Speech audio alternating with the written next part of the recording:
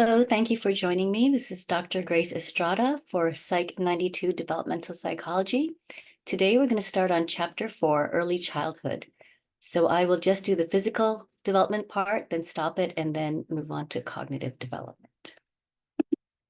So with early childhood, we're talking about the time period between 2 to 5 years old. It's personally my favorite developmental stage. Kids at this age are really funny. They like being funny and making other people laugh. Very active, playful, creative, and really innocent. This is a time when their self-esteem is at an all-time high. So physically, what's happening is that growth has slowed down immensely. So the most prominent period of growth physically would be the first 2 years of life. Then as we get into early childhood, it slows down. But remember, in infancy and toddlerhood, the head is disproportionately large. So pretty much for the rest of childhood, what we're doing is catching up to the size of our heads, right? So in terms of biological development, the body proportions continue to change.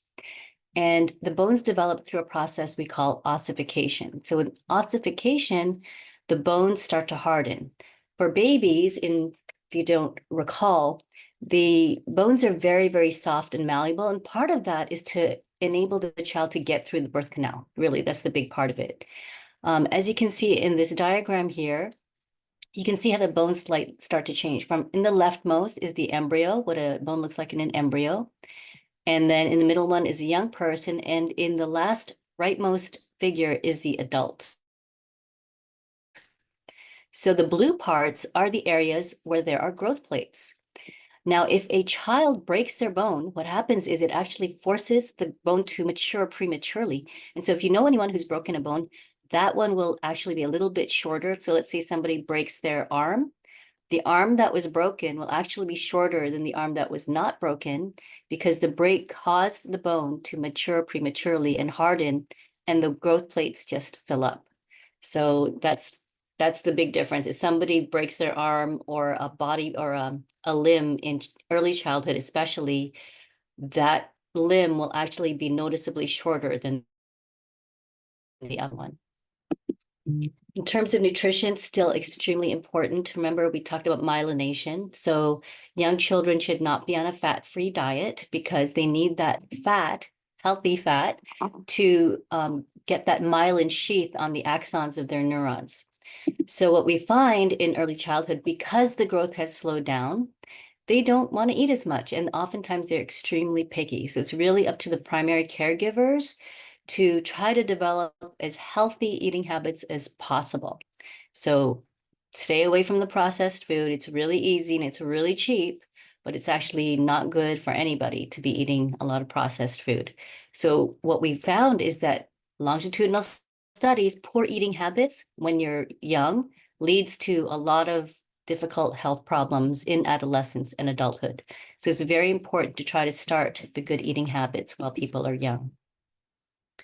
In terms of sleep, because growth has slowed down, sleep needs tend to decline as well. But you want to make sure, if you look at this chart, that kids still get, about 8 hours of sleep or more. So 18 to 19 months, right? They sleep 14 to 17 hours. You can see how much sleep people are getting, and it continues to decline until we're adults. But even adults, you should be getting approximately 7 hours of sleep a night. When children don't get enough sleep, oftentimes their attention spans aren't very good. They have cognitive issues in terms of processing new information. And sometimes it's misdiagnosed as ADHD. So it's really important to have young children get as much sleep as possible. Sometimes it entails giving them a nap in the middle of the day. In terms of brain development, growth rate slows. Remember, you're born with almost all the neurons you'll ever have in your life. So we're no longer talking about neurogenesis.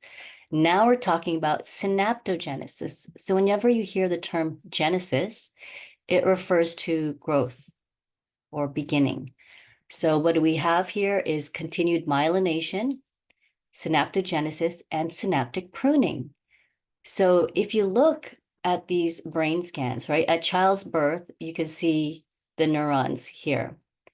And what's interesting is, why is it at 7 years old, it looks so much more filled up when we're not getting more neurons? The answer is that it's actually because of synaptogenesis. So the neurons are not multiplying, but the synapses are. And the synapses are coming from those branch-like components of the neurons. The more people learn, the more synapses are being formed. What's interesting is at 7 years old, it looks very dense. And then at 15 years old, it's not as dense. And that's because of synaptic pruning. Synaptic pruning is the idea of if you don't use it, you will lose it. So people who are multilingual at about 7 years old of age, if they don't use those languages, that ability is actually going to go away. So that's the idea. So if you know somebody who's multilingual, if you are multilingual, please use the language, produce the language. It's not enough to just understand, because production actually is what retains the information in your brain much more than just understanding. Because when you produce the words, you're using more of your body, right? You have to think about how to form the words with your mouth and your tongue and everything. But if you're just understanding, it's a little more, it's less active when you're doing that. Are there any questions about brain development? So make sure you know the differences between synaptogenesis, neurogenesis, and synaptic pruning. Oh, so here, sorry, it shows their dendrite growth. So dendrites are the branches of the neurons. So the neurons themselves are not multiplying. It's the dendrites that start to grow and form more synapses. Also here, you could see how the brain actually grows as we grow, right? The infant up to adult. So a lot's going on. We don't know it, you don't feel it, but our brain is really developing at an incredible rate. What's interesting to note is that the brain does not grow evenly. So brain areas develop at different rates, and what happens is that actually leads to problems processing information. So in this picture here, this diagram of the brain, the light colored areas myelinate last. Remember, myelination is what helps processing. It forms that insulation around the axons of the neuron, and it helps us, think more quickly. But the fact that our brain is not growing all at the same rate creates some problems in terms of integration. And we'll talk about what problems those are. So one is a scale error.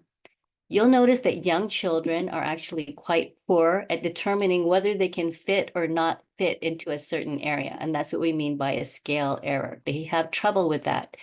So you might see a child try to fit into a tiny toy because they can't understand that, they're much larger than it. That's what we mean by scale errors. And that is a direct product of the brain growing at different rates.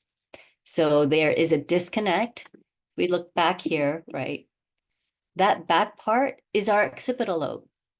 That's what what we see. And so what happens is the children have a problem processing the difference between the visual information that they have, which is in the back of their brain, and the ability to plan and control actions, which is at the front of their brain. So it's really cute. They make very cute errors at this age.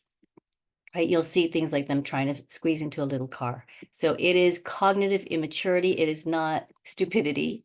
It's just an immaturity because their brain is not fully developed. Another big changes to make note of, and you should be aware of, there are huge differences in just 1 year at this stage. So our fine motor skill ability changes in just a few years. So existing skills improve. When we talk about fine motor skills, we're talking about things like feeding themselves, handling a spoon, getting dressed, putting buttons on in a shirt, and also drawing. So this is where there's a lot of notable change in drawing. So here you can see at the topmost, right, we see that is a person for a little 2-year-old. And then as they get older, by the time they're 4 years old, it's actually a discernible person just through the brain development and practice that they're getting. So it's really quite interesting. In terms of gross motor skills, remember, gross motor skills have to do with your larger limbs, your arms and legs. So they continue to develop, they get a little bit more coordinated, so they can walk, run, kick, go up and down the stairs, things like that. In early childhood, it's very much at about 2 to 3 years old, right? It's still mommy and me type classes, but by the time kids are 4 and 5 years old, they can actually go into these classes by themselves. So we do want to encourage motor development in going into these classes because it also helps with socialization. So it's not just physical development that these little classes help with, it's also learning to interact with others. So this is a nice chart that you should pay attention to. You can see the difference in terms of gross motor skills and fine motor skills and kind of markers at different ages. So at 2 years old, they can walk well and run, go up and down the stairs, right? They can use a spoon and fork, turn pages of a book. This is 2 years old. By 3 years old, now they're running, right? Running really well, not tripping. They can march. They can ride a tricycle and stand on one foot briefly. So those are gross motor skills. Fine motor skills, they can feed themselves, put on shoes and socks, unbutton and button clothes, build a tower of 10 cubes. By the time they're 4, now there's a lot more coordination. Now they can skip. They can do a standing broad jump. They can throw a ball overhand, right? So that's quite an interesting development now with the gross motor skills. At 4 years old, they can draw a discernible person. They can use scissors, right? This is where you want to use safety scissors. And they can dress themselves and wash their own face. And then by the time they're 5, they can hop and skip. They have really good balance. They can actually start doing skating, although, you know, those Olympic skaters, I'm sure they start more like when they're 3. And they can do things like ride a scooter. So make sure you have a very good sense of what somebody can do at these different stages because they're milestones. And it's usually about 5 years old where we see people with the fine motor skills, the agility to tie their shoes. Although now that with Velcro, I don't know how many kids actually learn how to tie their shoes. And even printing is a lost art. But I do think if you know any children at this age, it's still important for the agility. And there are situations where you are going to have to print, right? So you want to make sure you encourage that development. Any questions about gross motor skills?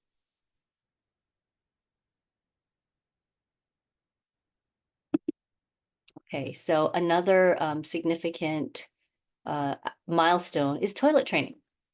So by the age of 3, 98% of children are toilet trained. The timing of it is very culturally bound. So some cultures, for instance, in mine, by the time a child can sit up, which is about 6 months old, they start toilet training. So that's kind of, it depends on the culture and society. Here in the North America, you know, nobody blinks an eye if a 2-year-old is still wearing diapers. But by the time of age 3, everyone should be toilet trained. Also, many daycare centers will not accept children unless they're toilet trained. So that's another motivation for people to do this. So it's not only the physical readiness that people should be paying attention to, but also emotional readiness. Freud had a field day with the whole idea of toilet training. So in Freud's theory, if children were not emotionally ready to be toilet trained and they were forced into it, it would cause a trauma that would reflect in their personalities as adults. So if you've ever heard the term anal retentive, that's a Freudian term. And that comes from somebody who was not ready to be toilet trained. And so they're very shy about having to go to the bathroom and things like that. The other extreme in Freud's theory is anal expulsive. So that's somebody who's really extroverted, overshares everything, kind of opposite direction of someone who's anal retentive, who is like really uptight, wanting to be controlled. And in Freud's theory, it all comes back to this, the toilet training. Anyhow, if you are toilet training somebody, again, it should not be a fight, right? It should not, you want to diffuse it. It should not be an emotionally charged event. So first of all, you should do modeling, right? People should model, let the door be open and let them see what you're doing. And what we know is that daytime control actually develops first, which completely makes sense. And what you want to do to kind of mitigate nighttime issues is that you don't want to give children too much to drink 2 hours before bedtime. And you also want to have them go, regularly, maybe every half hour, just let them try until they get used to the feeling of when they have to go and learn how to do it. There are elimination disorders, right?